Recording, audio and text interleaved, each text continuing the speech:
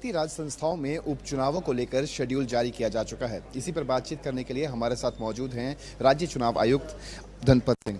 Sir, किस तरीके से शेड्यूल जारी किया गया है, क्या कुछ रहने वाला है? हाँ, आज हमने जो 1958 पंचों के 18 सरपंचों और 5 पंचायत समिति के सदस्यों और 2 जिला परिषद के सदस्यों की रिक्तियों को भरने के लिए चुनाव शेड्यूल जारी किया है। और इसमें आज से ही आचार संहिता लागू हो जाएगी, आदर्श आचार संहिता लागू हो जाएगी। सभी संबंधित जिला उपायुक्त जो है आज ये नोटिस जारी कर देंगे कि हमारे ज़िले में फलां ग्राम पंचायत में या फलां पंचायत समिति या फलां जिला परिषद में फलां वार्ड में रिक्ति है। उसके लिए जो इच्छुक लोग हैं वो फॉर्म ले सकते हैं। उसके बाद जो नॉमिनेशन की प्रक्रिया है वो 21 जून से लागू होगी, 21 जून से 26 जून तक चलेगी। उसमें संडे को निकाल के और फिर उसके बाद स्क्रूटनी के बाद 28 जून को जो है इनके इलेक्शन सिंबल अलॉट किए जाएंगे और आवश्यक हुआ तो 9 जुलाई को उसके लिए चुनाव होगा। अगर रिजर्वेशन का जिक्र करें तो रिजर्वेशन का क्राइटेरिया किस तरीके से तय किया गया है, क्या कुछ रहने वाला रिजर्वेशन को लेकर? जो बैकवर्ड क्लासेज ए रिजर्वेशन की बात जहाँ तक है उसके लिए राज्य सरकार ने माननीय न्यायाधीश श्री दर्शन सिंह जी जो उच्च न्यायालय के रिटायर्ड जज हैं, उनकी अध्यक्षता में एक बैकवर्ड क्लासेस कमीशन बनाया हुआ है और उनकी रिपोर्ट के आधार पे ही राज्य सरकार ने रिजर्वेशन डिसाइड की है।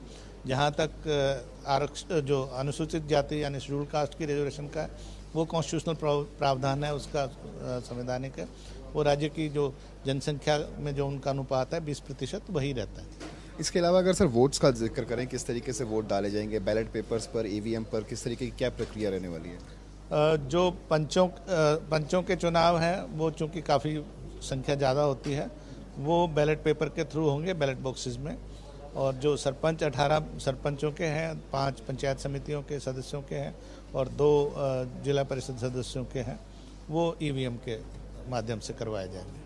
इसके बाद सर निगम चुनावों को लेकर भी काफ़ी ज़्यादा रूमर्स जो हैं वो आ रहे हैं, कब तक वो निगम चुनाव जो है वो कंडक्ट करवाए जाएंगे?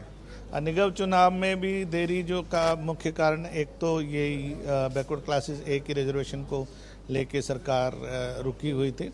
अब उसका प्रावधान कर दिया गया है और एक्ट में अमेंडमेंट भी जो आवश्यक है वो राज्य सरकार कर रही है। तो उसके बाद जब वार्डबंदी क्योंकि दोबारा से होगी, बैकवर्ड क्लासेस ए के जो कैंडिडेट्स हैं मेल फीमेल, उनको भी प्रतिनिधित्व देना पड़ेगा। उसके लिए जैसे ही वार्डबंदी खत्म होती है और हमें सूचना आती है, उसके 3 महीने के अंदर अंदर हम चुनाव करवा पाएंगे। प्रोबेबल डेट क्या रहने वाली है सर, प्रोबेबिलिटी क्या रहेगी? क्योंकि एक चीज़ दूसरी चीज़ पर निर्भर है, तो जब तक मुझे राज्य सरकार से वार्डबंदी की लिस्ट आ नहीं जाती और जो आवश्यक मैंडेटरी कंसल्टेशन है वो नहीं हो जाती, तब तक तिथि बताना संभव नहीं हो पाएगा। बहुत बहुत शुक्रिया। तो ये थे हमारे साथ राज्य चुनाव आयुक्त धनपत सिंह, जिनका साफ तौर पे कहना है कि 21 तारीख से लेकर 26 तारीख तक जो है वो नामांकन भरे जाएंगे।